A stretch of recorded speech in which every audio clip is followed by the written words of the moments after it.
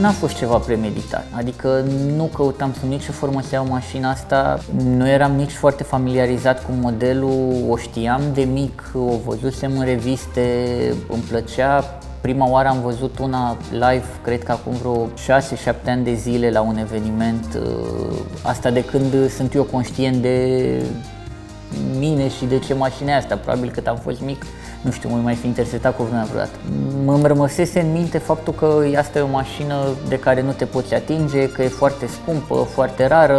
Nu credeam că pot ajunge vreodată să o am. Nu aveam un plan să cumpăr așa ceva. Chiar aveam niște bani puși deoparte pentru un avans la o locuință. Și eram cu soția într-o seară, mâncam. Un prieten dăduse share anunțului de vânzare al ei, era la Neamț Mașina. Se pare că toată țara o știa, numai eu nu. A stat, cred că, mai bine de 6 luni la vânzare. M-a văzut că am tot scrolluit pozele de mai multe ori și nu înțelegeam din ce motiv e doar 16.000 de euro la vânzare, 16.300 era anunțul. În capul meu era că, nu știu, e 50.000 una nerestaurată. S-a uitat la mine că tot scrolluiam pozele și îmi zice, da, de ce nu te duci să o vezi? Păi, stai că nu avem timp de așa ceva sau pur și simplu nu era în plan. Nu aveam nici cea mai mică idee. Dar cumva peste noapte piticul și-a făcut treaba și a tot scârmat și dimineață i-am dat un mesaj pe OLX vânzătorului. Am vorbit cu el la telefon. Mi-a spus că mașina încă este de vânzare. L-am sunat pe Marin, i-am zis că trebuie să mergem până la Piatra Neamț să vedem o mașină și am plecat după ea. Am ajuns acolo, ne-am uitat la ea, cred că o oră, două, pe sub ea. N-am reușit să ajungem pe moment la un consens cu vânzătorul, am plecat, pe drum am mai tot discutat, am mai tot întors pe toate părțile, plusuri, minusuri, ne-am gândit la variante și a doua zi am plecat după ea, fără platformă. Am zis că dacă merge pe roți bine, dacă nu merge unde ne lasă, de acolo o urcăm pe o platformă. Am schimbat niște furtune de benzină chiar acolo la Piatra Neamț pentru că erau foarte îmbătrânite pe dedesubt prin spate pe la rezervor și ne-a fost frică să plecăm cu ea așa. Am verificat lichide, am umflat roțile, scos numere roșii și am plecat cu ea. Am cumpărat-o fără să mergem cu ea 1 metru pentru că nu avea numere, vânzătorul n-a dorit să îi scoată numere roșii acum dintr-un punct de vedere pe bună dreptate până când nu o achiziționam, pentru că îi scotea numerele, expirau și apoi rămânea cu ea fără posibilitatea să mai scoate alte de numere. Am ajuns cu ea la București și a început ușor procesul de restaurare. Inițial, când am plecat după ea, speram să fie într-o stare care să-mi permită să o mai țin cel puțin o perioadă așa. După ce am plecat prima oară de la vânzător, am ajuns la concluzia că oricât ar fi fost de bine mașina, de bine conservată, tot n-ar fi fost suficient de ok pentru mine. Și atunci am vrut o bază bună, un șasiu bun, fără rugină, să fie dotată, lucru de care am suferit la E34 pentru că n-avea nici măcar geamuri electrice când am luat-o. Din fericire, modelul ăsta are absolut toate dotările disponibile pentru ea, cu excepția direcției pe spate și a servotronicului, dar la care nu sunt încă sigur că era disponibil în 90.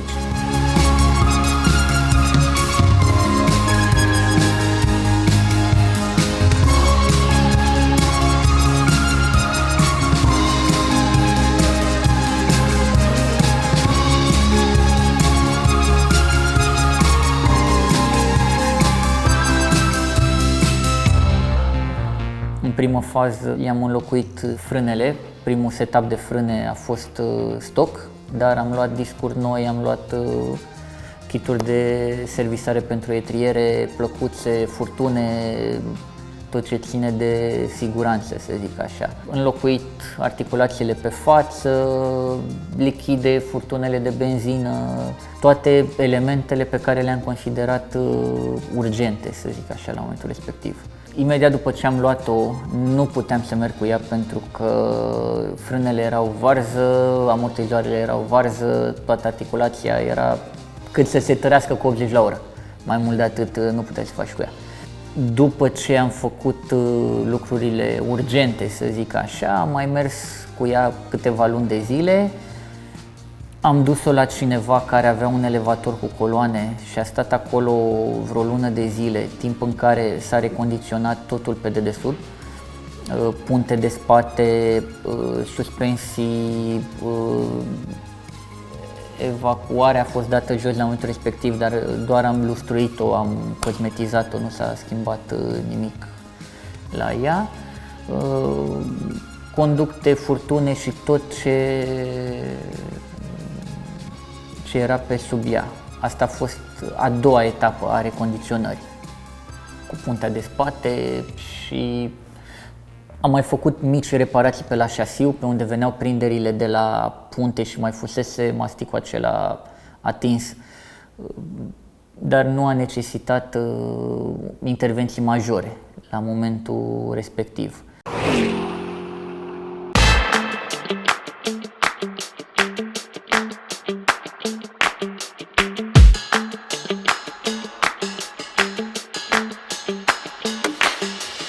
Următoarea etapă am dezechipat-o aproape complet pentru vopsitorie, inclusiv instalația electrică din portbagaj a fost adusă în față pentru că erau mici probleme prin portbagaj și a trebuit și acolo curățat și revopsit.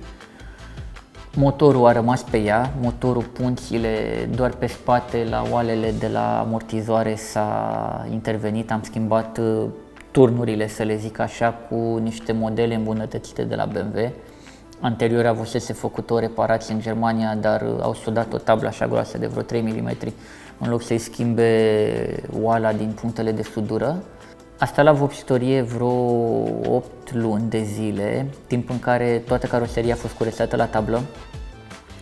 S-au reparat mici imperfecțiuni, mici probleme care țineau de tinichigerie.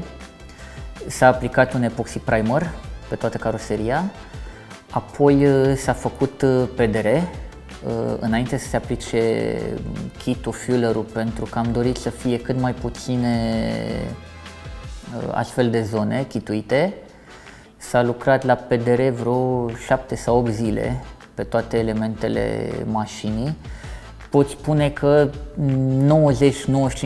90-95% dintre îndoiturile tablei s-au putut rezolva prin PDR. Au mai fost câteva mici zone pe unde nu a fost acces sau nu s-au putut remedia 100%. S-a șlefuit manual înainte de vopsire, asta ca să scăpăm de efectul acela de tablă ondulată pe care l-au aproape toate mașinile vechi. Și din discuțiile pe care le-am avut cu Cosmin de la vopsitorie, doar treaba asta a acumulat vreo 100 plus ore de manoperă. Partea asta de șlefuit manual la tampon caroseria înainte de vopsire. Da, PDR în traducere înseamnă îndreptarea caroseriei fără revopsire, Paintless Dent Removal. În timpul în care mașina a stat la vopsitorie, m-am ocupat de toate elementele pe care le demontasem de pe ea, care au fost aici la garaj și cu care n-am reușit să termin în 9 luni de zile, atât de multe au fost și atât de complicate din punctul meu de vedere, pentru că am luat fiecare șurubel, fiecare plastic pe care l-am putut recondiționa, l-am recondiționat, ce a fost de înlocuit s-a înlocuit, șuruburi și tot felul de elemente metalice au mers ori la zincare chimică, ori la vopsit electrostatic. Toate elementele interiorului din piele au fost recondiționate, a rămas pielea originală cu excepția volanului, a schimbătorului de viteză și a frânei de mână, care fuseseră deja înlocuite anterior. În rest am păstrat pielea aia de bivol tare, cum era pe vremuri. Am reușit să găsesc pe OLX niște scaune sport, asta la pontul unui amic, Nu credeam vreodată că or să fie de vânzare la noi așa ceva. Asta cred că este printre cele mai rare opțiuni pe modelul ăsta de mașini, scaunele care au reglajul șezutului.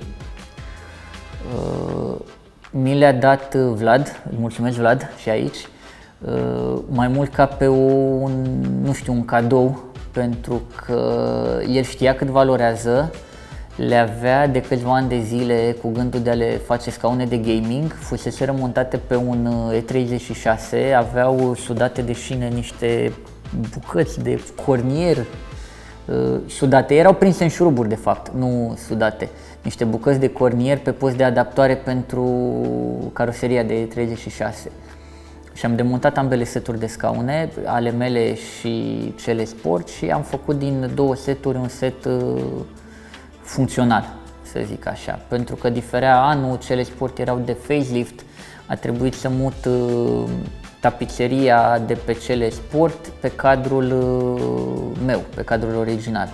Am mutat încălzirea între ele ca să fie și încălzite, pentru că cele sport nu aveau opțiunea de încălzire, dar am reușit să le fac să funcționeze și memoriile, să fie totul în regulă. În timpul ăsta am făcut cam tot ce se putea face la elementele care nu țin de caroserie. Am retapizat plafonul, am făcut toate reparațiile la plastice cu ajutorul unor prieteni, am revopsit toate elementele de plastic interior cu o vopsea texturată care imită finish-ul acela de fabrică. Am fost și în situația în care ornamentul de pe consola centrală a trebuit revopsit chiar dacă era piesă nouă, pentru că piesa nouă venea cu finisajul cauciucat, ca și la modelele de facelift, și mașina mea, fiind non-facelift, nu se potrivea cu restul interiorului. Am cumpărat din Germania și un kit de retrofit pentru panoul de climă, ca să fie iluminarea la rotițe corectă. Cu timpul acolo se ard canalele acelea de fibră optică și e nevoie de înlocuirea unor componente. Din fericire există la momentul ăsta în lume mici producători care fac piese pe care uzina nu le mai produce sau pe care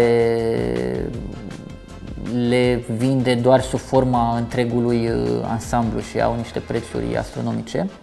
După ce a venit mașina de la vopsitorie, a început montajul.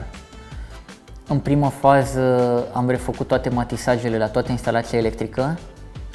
Am demontat și bordul pe care nu-l demontasem inițial pentru a înlocui radiatorul de la climă din aerotermă, chiar dacă nu curgea, dar este una din piesele care în timp cedează. Și în manualul de service, ca să înlocuiești radiatorul, procedura începe cu demontează bancheta de spate. Și am preferat, dacă tot eram acolo, să înlocuiesc preventiv tot ce se putea strica ulterior. Am matisat toate cablajele, am insonorizat toată caroseria, inclusiv zona de plafon, uși, aripi spate, podelele integral, asta pentru că sunt un pasionat de audio și am considerat că e o îmbunătățire și pentru partea asta de sound, de audio și pentru zgomotul de rulare. Cu toate că am mai adăugat vreo 70 de kilograme, asta este, baba suferă la frumusețe, cum s-ar spune. În primă fază am făcut partea asta de montaj în garajul unui prieten. Timp de vreo 2 luni de zile plecam după program de la muncă și mergeam acolo undeva în centru și am reușit să ansamblez pe ea tot ceea ce trebuie ca să o pot porni, să o pot scoate din subteran de acolo cu motorul pornit. Cum e fără scaun? Minunat! Nu e prea mare diferență. Dacă aveam și oglinzi... După ce am adus-o aici, am făcut și operațiunile care țineau de partea asta de detailing și lefuitul de caroserie în foliatul, dar și montajul propriu-zis.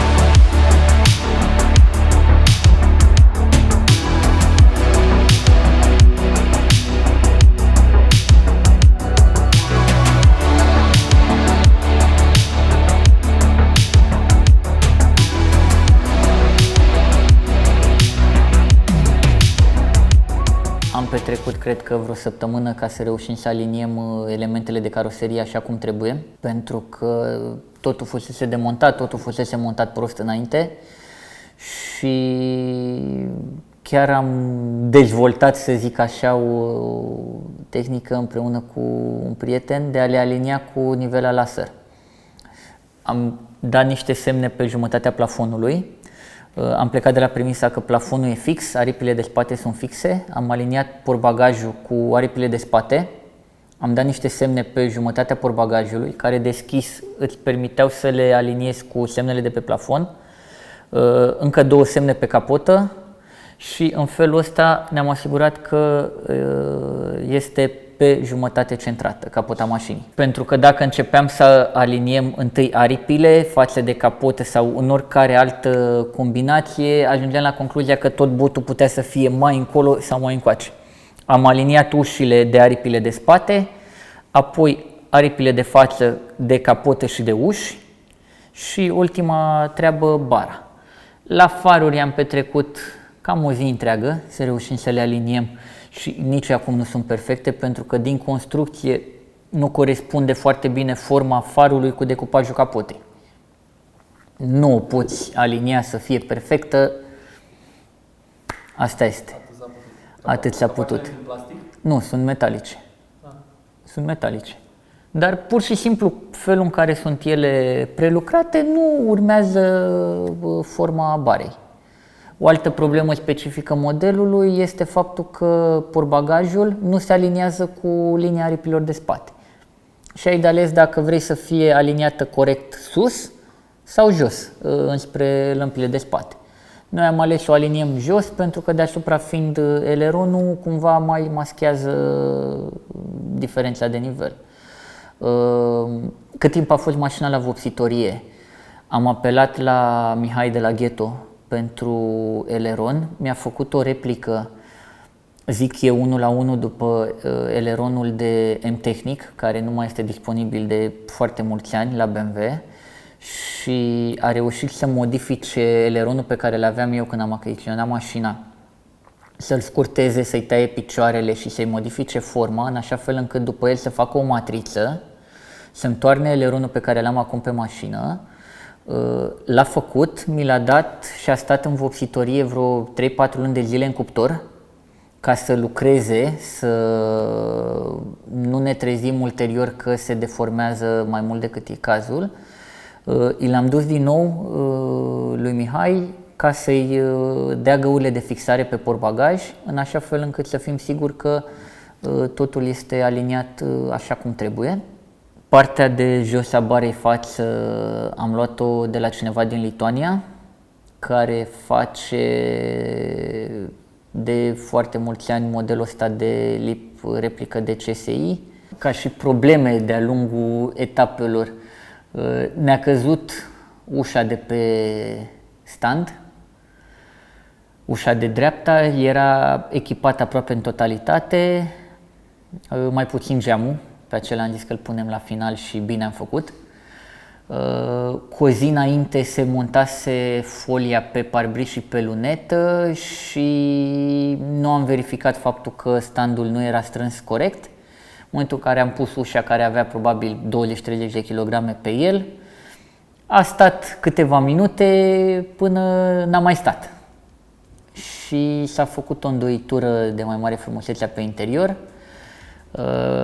pe care a reușit Florin să o scoată în proporție de, nu știu, 90%. În noaptea respectivă, pentru că a doua zi dimineața deja trebuia să montăm ușile pe poziție, urmau să vină băieți să monteze foliile și pe geamuri care trebuiau puse cu geamul montat pe mașină.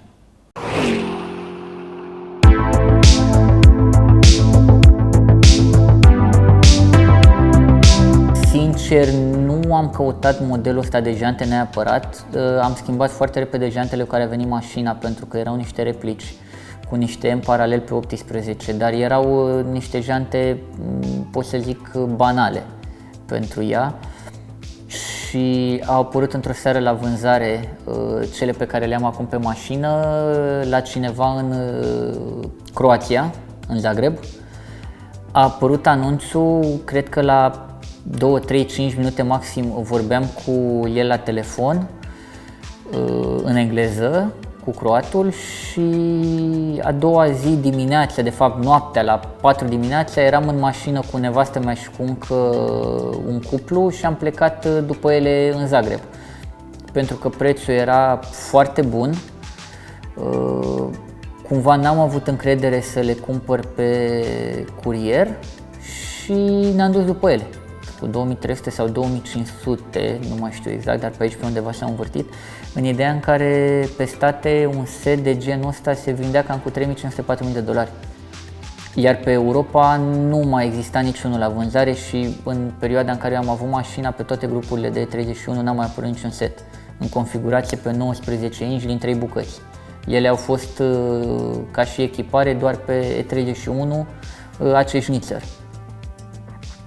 Și pe mine practic m-a interesat de la ele să fie ok barrel-ul și cu miezul, pentru că buzele le-am schimbat cu unele de Radinox ca să fie mai late, ca să aibă o întreținere mult mai ușoară față de cele de aluminiu. Croatul avea un garaj în care cred că erau, nu știu, 40-50 de seturi de jante rare. Avea vreo 3 sau 4 seturi de RS-uri, cum are ursul ăsta, inclusiv pe 17. Cumva de mult timp strângea seturi de jante rare și totul a decurs super ok. Am preferat la întoarcere să venim prin Ungaria pentru că la sârbi exista riscul să ne întrebe de documente pentru roți și noi aveam o hârtie scrisă în engleză cu o copie după buletinul croatului, dar am făcut o plimbare de 2 zile până în Zagreb, probabil că am cheltuit vreo 300 de euro, 400 de euro pe drum, pentru că sunt în total vreo 2000 de kilometri dus-întors. Dar măcar nu m-am ales cu o cutie plină cu pietre. Exista și riscul ăsta.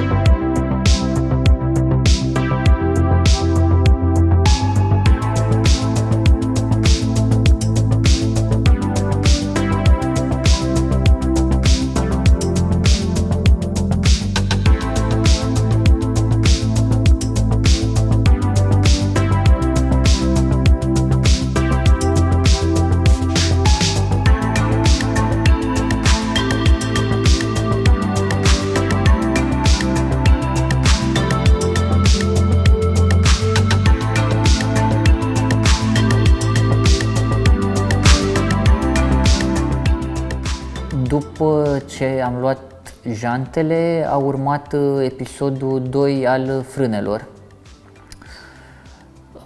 Am ajuns la concluzia că cele stock nici n-arătau cum trebuie și cumva e o mașină foarte greoaie și o îmbunătățire pe partea de frânare e binevenită. Ea având frânele normale, pe modelele mai noi au început să monteze niște etriere cu 4 pistonașe pe față, ea nu le avea. Și atunci am găsit cu ajutorul unui prieten o configurație de 4 pistonașe față-spate pe față cu niște etriere de M-Performance și niște discuri mai mari cu 10 mm ca cele de fabrică. Iar pe spate am ales niște etriere Brembo, originale de pe Alfa Romeo, pe niște discuri de frână care păstrează diametrul celor originale, dar care au și ventilație de data asta și frâna de mână funcționează corect în continuare. Adică, practic, s-a păstrat funcționalitatea mașinii în totalitate. Pot în continuare să montez roțile pe 17 pe ea, cu cele pe 19 nu am niciun fel de distanțier, deci ET-ul roții cu ET-ul discului de frână și cu alinierea etrierelor este, din punctul meu de vedere, perfectă. Pe spate cred că mai sunt cam 2 mm între etrier și spița jantei, dar nu necesită niciun fel de distanțier.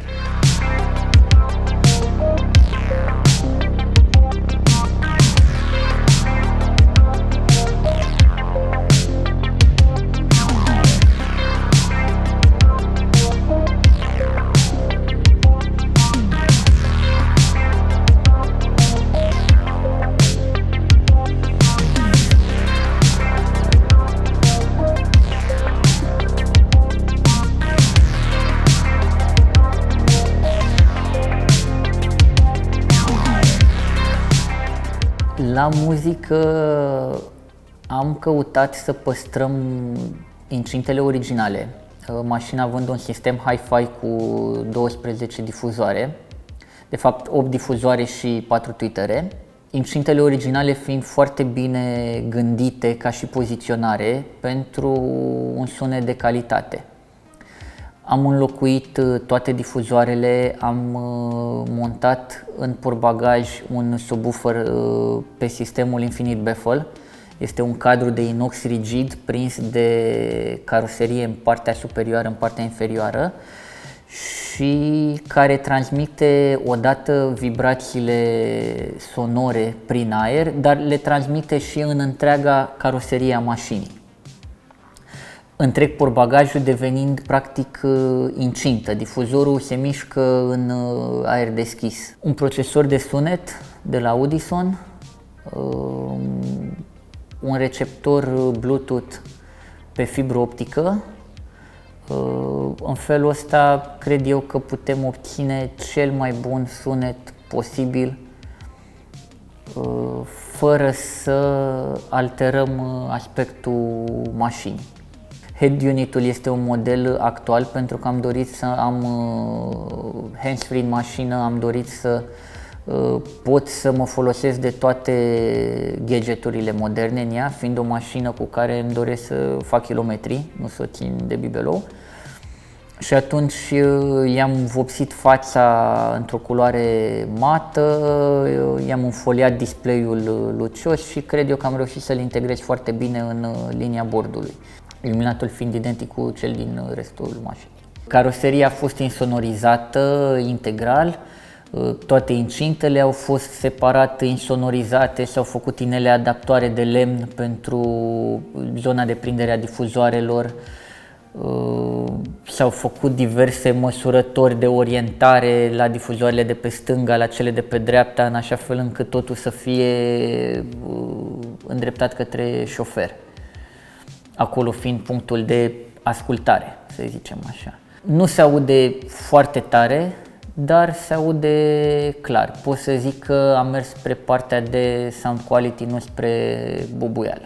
La muzică au fost, cred că vreo 2 luni de zile de lucru în fiecare seară până târziu, spre dimineață de multe ori, pentru că totul a fost extraordinar de meticulos.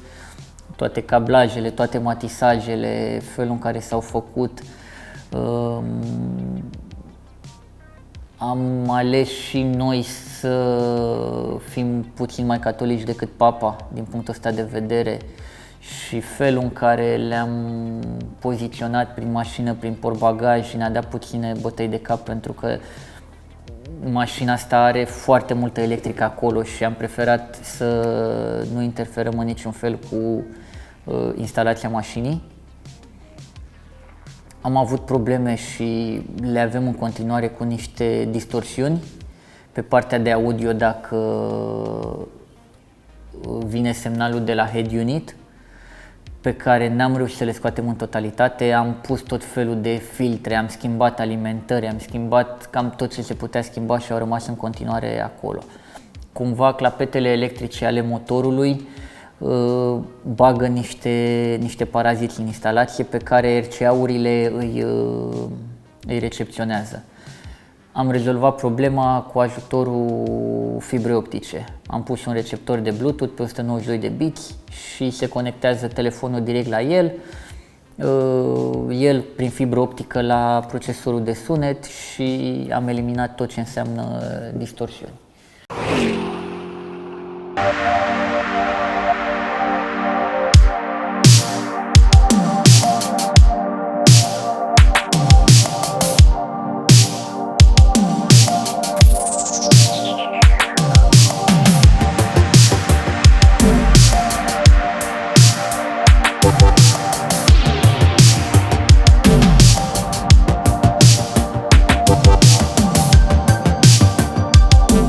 Am mai circulat cu ea câteva luni, încă câteva mii de kilometri și a urmat episodul cu motorul și tot ce înseamnă compartimentul motor. Am preferat să fac totul pe etape și să lași motorul la urmă pentru că încă de când am luat mașina tot avea niște mici ezitări, niște întreruperi, erau tot felul de probleme de natură electrică pe care am reușit să le rezolv foarte târziu. Și abia după ce l-am văzut că merge ok, am hotărât că e momentul să-l demontez și din punct de vedere hardware. Să văd ce e acolo și să îl fac nou din punctul meu de vedere. Și m-am apucat de el în cele câteva zile libere dinainte de Crăciun 2020.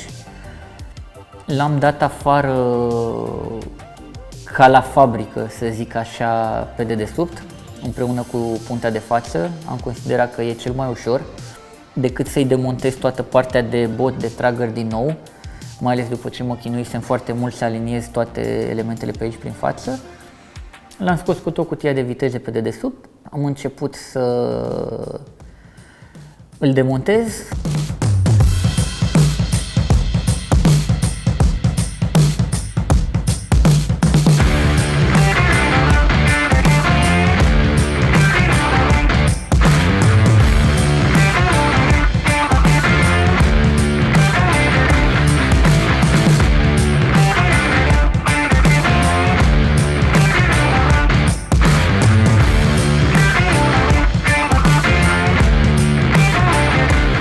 Am descoperit un șurub de la țevile de ungere de la axele cu came desfăcut în totalitate, adică nu mai avea niciun filet. Am descoperit patina de distribuție foarte crăpată și multe bucăți din plasticul ei, teflon, ce este acolo în sorbul de la pompa de ulei. Am descoperit uzuri pe la cuzineții de la arbore, pe la cuzineții de la biele, o uzură foarte mare la segmenți, mașina mânca ulei, nu exagerat de mult și compresia, culmea la măsurare era în regulă. Se mai umblase anterior la chiulase, am găsit niște urme de la niște dorei care au curățat garnitura cu șpaclul, cu șurubelnița, cu nu știu exact cu ce, și au rezultat niște zgârieturi destul de mari pe suprafața blocului și am ajuns la concluzia că trebuie schimbat absolut tot. Cuzineți, segmenți, lucruri pe care cumva nu le-am avut în vedere la început, pentru că mașina avea 180.000 de kilometri, teoretic pentru motorul ăsta erau foarte puțini kilometri, dar se pare că o întreținere defectuoasă i-a dăunat. Am făcut un necesar de piese, am comandat tot ce se putea comanda pentru el. Totodată cu compartimentul motor am servisat și pompa de servofrână, pompa de frână cu niște kituri luate din America. Am înlocuit tot felul de alte anexe care erau în compartimentul motor, furtune de pe la ASC plus T, de pe la servodirecție la care nu avusesem acces anterior, filtrul de gaze din rezervor, charcoal canister, care nu fusese niciodată înlocuit, curățat, făcut ceva la el. M-am ajutat cu manualul de service, cu multă răbdare, curățat tot ce trebuia curățat, măsurat tot ce s-a putut măsura, refăcute chiulasele planate, refăcute scaunele supapelor, înlocuite simeringuri, planat blocul motor. Astea cred că au fost operațiunile, sau printre singurele operațiuni pe care le-am făcut externalizat. În rest, tot ce am putut face eu cu forțele proprii, am preferat să le fac. M-au ajutat foarte mult câțiva prieteni, frate-miu, am stat multe ore curățând la piese. M-am mai consultat cu cineva din Germania care cunoaște foarte bine genul ăsta de motoare și a putut să-mi dea niște sfaturi referitor la modul corect de curățare al pistoanelor, de exemplu, care au pe ele o acoperire ce nu trebuie îndepărtată mecanic și totul a trebuit făcut chimic, cu periuțe, fără să le luăm la, nu știu, perie de sârmă. A trebuit să înlocuiesc axele cu came pentru că ale mele erau mâncate de niște carii, probabil la un moment dat a stat foarte mult, nu aveau grad de uzură, dar aveau niște urme care nu-mi plăceau.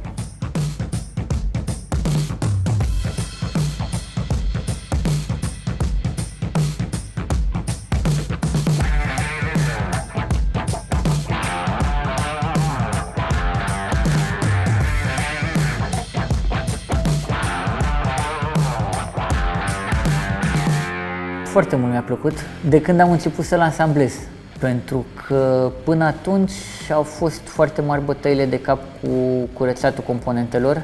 Am preferat să nu revopsesc tot ce ține de bloc și de capace laterale de aluminiu, pentru că ar fi arătat frumos în poză, dar cu timpul s-ar fi deteriorat și ar fi început să se cojească vopseaua și ar fi arătat urât.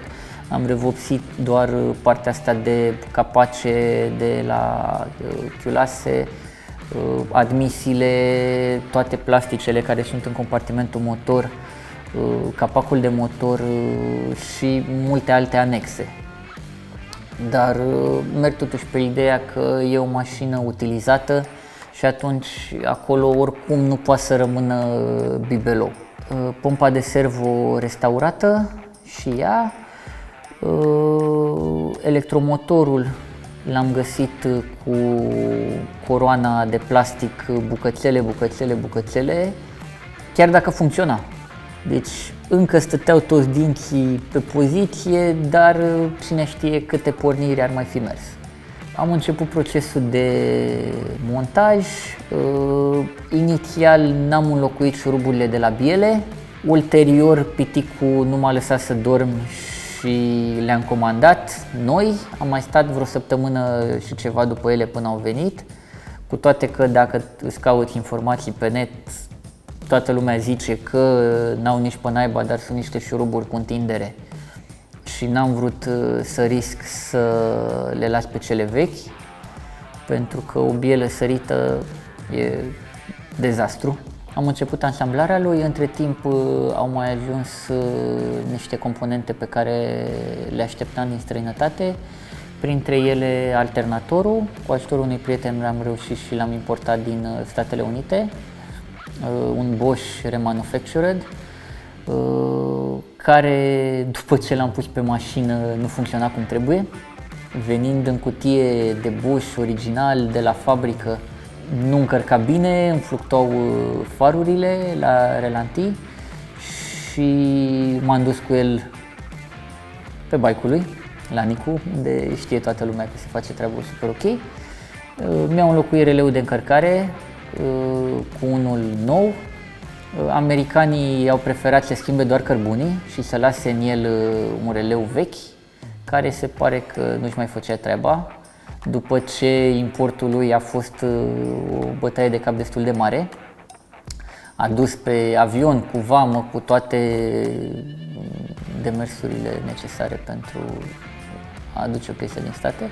I-am montat și un ceas de presiune de ulei ca să pot monitoriza dacă sunt fluctuații majore, dacă pompa de ulei face presiunea necesară, dacă bypass-ul de la pompa de ulei deschide atunci când trebuie, ca să nu fie o problemă de presiune mult prea mare pentru ulei.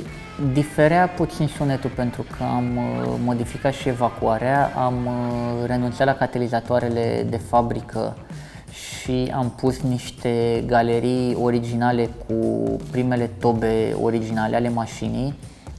În 90 o parte veneau cu catalizatoare, o parte veneau fără catalizatoare, iar mașina mea și în acte este non-euro. Catalizatoarele cred că au fusese adăugate ulterior.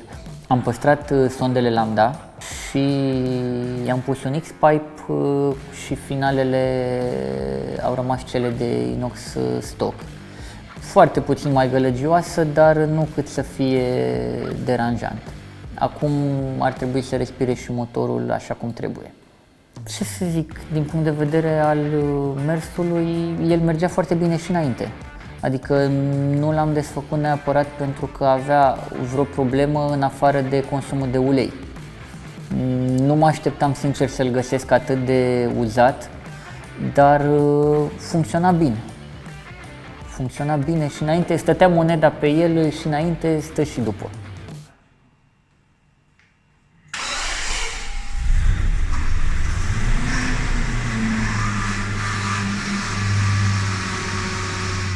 Am mers vreo 1000-1200 km cu ea în regim de rodaj până în 3000-3500 de ture. Am făcut un drum de Sibiu și apoi am fost cu el la Daino.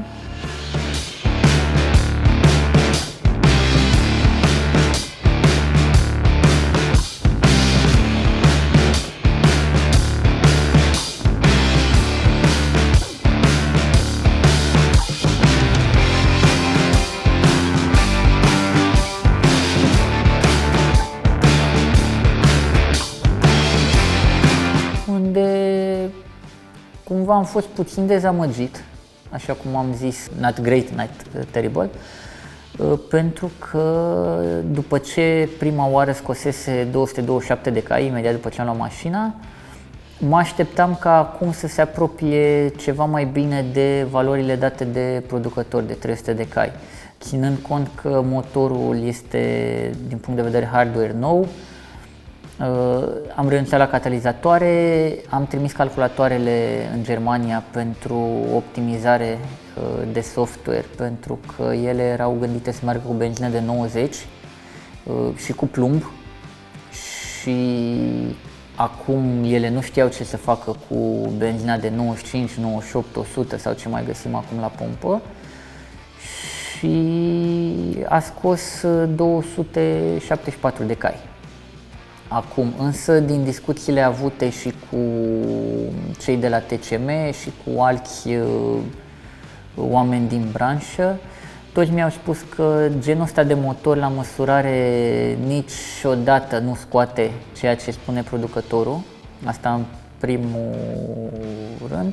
Și în al doilea rând, mașina, având o cutie de viteze automată cu convertizor, nu a permis blocarea ei într-o singură treaptă de viteză și atunci a făcut măsurătoarea cumva cu accelerație progresivă, iar abia undeva pe la un 4500 de ture, 5000, ceva de genul ăsta, ea nu mai face kickdown în treaptă inferioară dacă se duce pedala la fund. Pot apărea pierderi de putere și pe convertizor, pentru că lock-up clutch-ul se blochează doar la o viteză de croazieră. Și atunci și de aici pot apărea niște diferențe față de ceea ce spune producătorul. Probabil o să mai facem o măsurătoare după vreo 10.000 de kilometri, pentru că e posibil să se mai așeze un pic motorul. Da, softul e așezat, e ok. Dar oricum feeling-ul pe stradă este mult îmbunătățit. I-am schimbat raportul de la grup. De fabrică ea a venit cu un 3:15, raport de Europa, și am pus un raport ca și cele de state de 364 cu un miez blocant de la Racing Diffs, care sper eu că o să o ajute să pună mai bine puterea jos. Oricum se simte mult mai sprintenă, iar top speed-ul a scăzut, între ghilimele, de la un 300 la un 270 acum. Bine, astea sunt valori teoretice date de graficele cutiei. Nu sunt un vitezoman, nu cred că e o mașină care să ruleze cu top speed. Nu-mi place, nu mă simt în siguranță deja la o viteză atât de mare.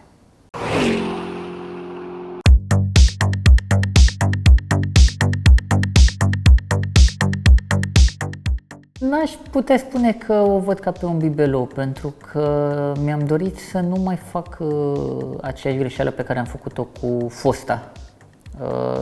Să o menajez de toate răutățile de pe stradă și să ajung la concluzia că stă în beci și prinde rădăcini, să zic așa. Am un avantaj la asta prin faptul că întreaga caroserie e înfoliată, nu se mai ciobește de la pietricele, zgârieturi superficiale sau tot felul de prostioare de genul ăsta care apar. Se pot remedia foarte ușor.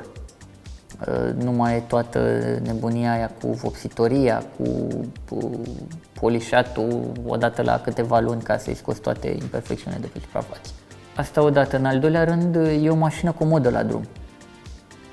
Are toate dotările pe care le au mașinile moderne, inclusiv o suspensie adaptivă, EDC-ul, prima generație de EDC, care are și o setare de confort și o setare sport.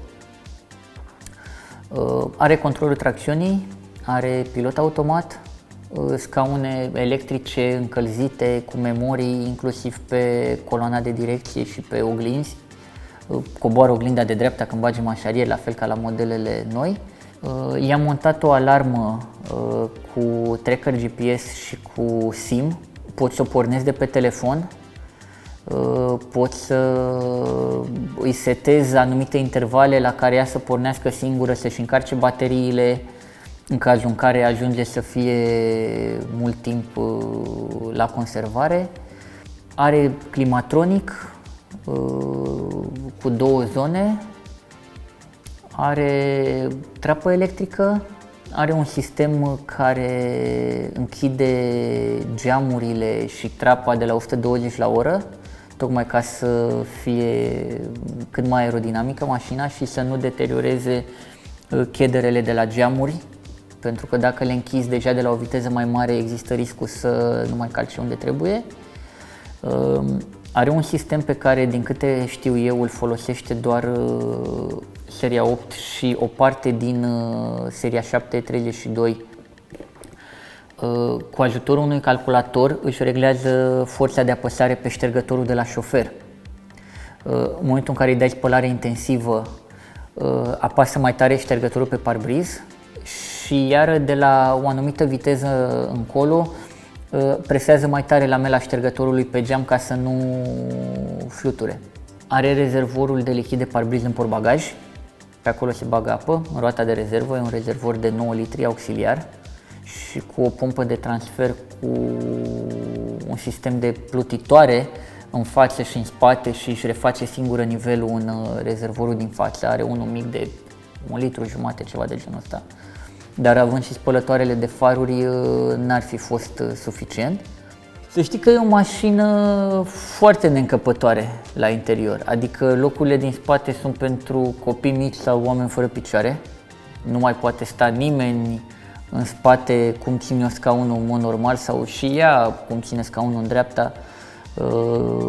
Nu mai rămâne aproape deloc loc între banchetă și spătarul de la scaunul din față. Pare mare ca și gabarit, însă dacă o compar cu modelele actuale, ajung la concluzia că e cât un seria 3 sau poate chiar mai mic de atât.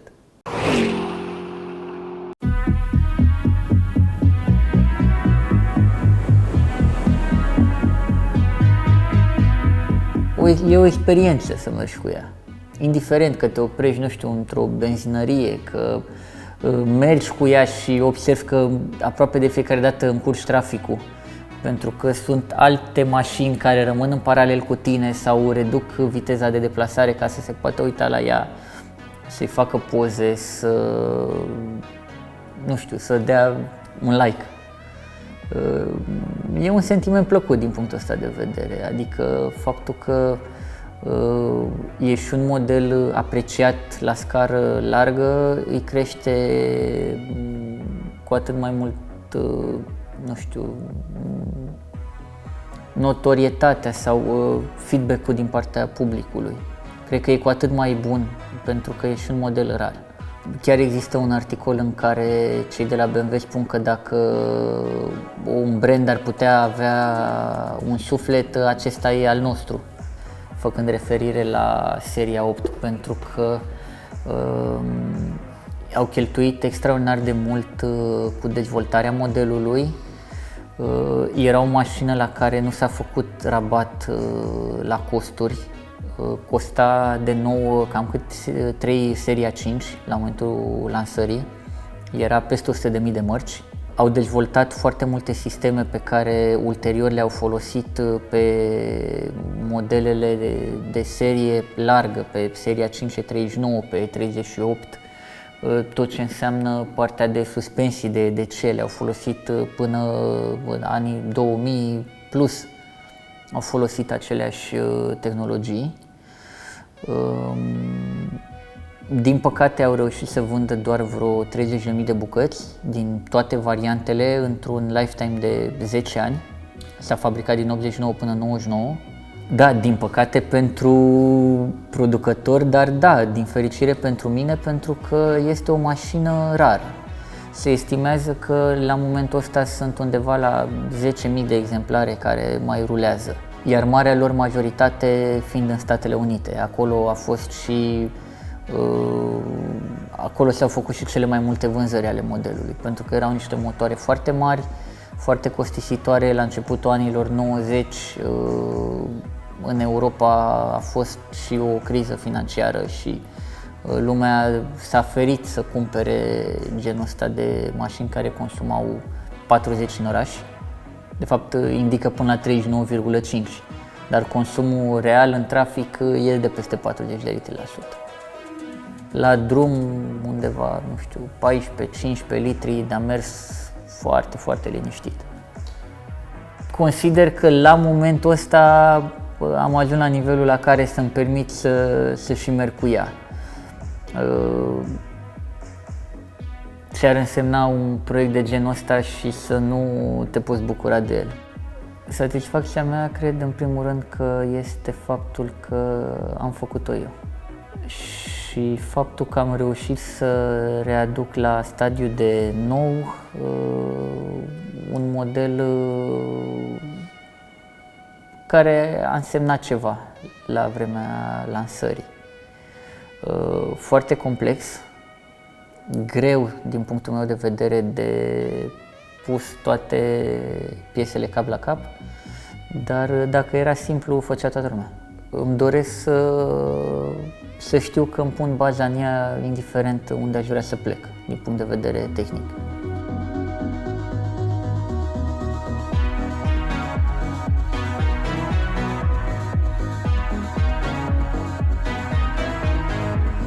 Este o caroserie grea, are o cutie de viteze în 4 rapoarte,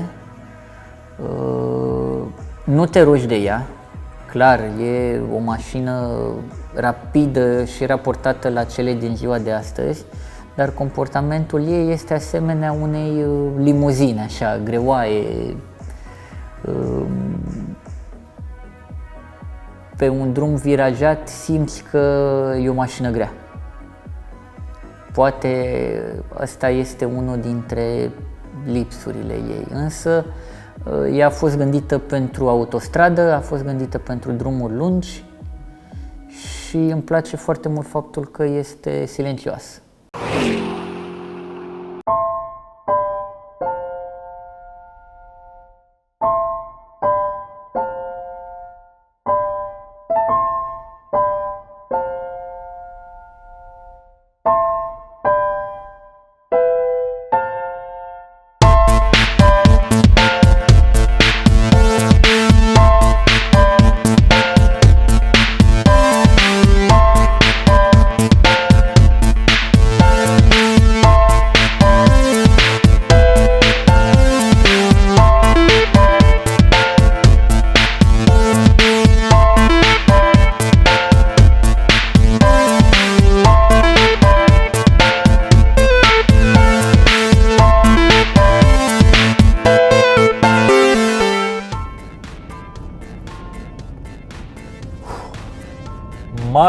mare presiune pe umerii mei să conduc mașina asta așa de unul singur. Ai grijă cum trântești ușa! Ai grijă cum închizi portbagajul! Da, pot să-l înțeleg și pe Dan, că s-a muncit mult la mașina asta. Și încă nu e gata. Ca orice proiect de genul ăsta. Încă mai sunt lucruri de pus la punct.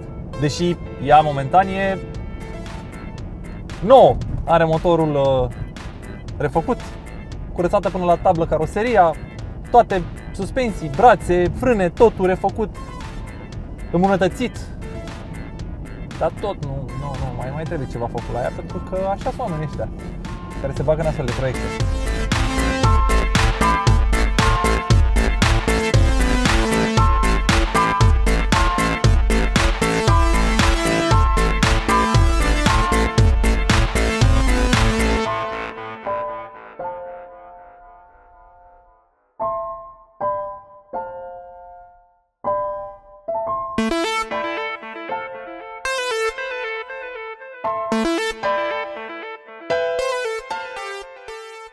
E gata? 99%. Și după ce o să fie gata, ce mai? O plimb. Sper.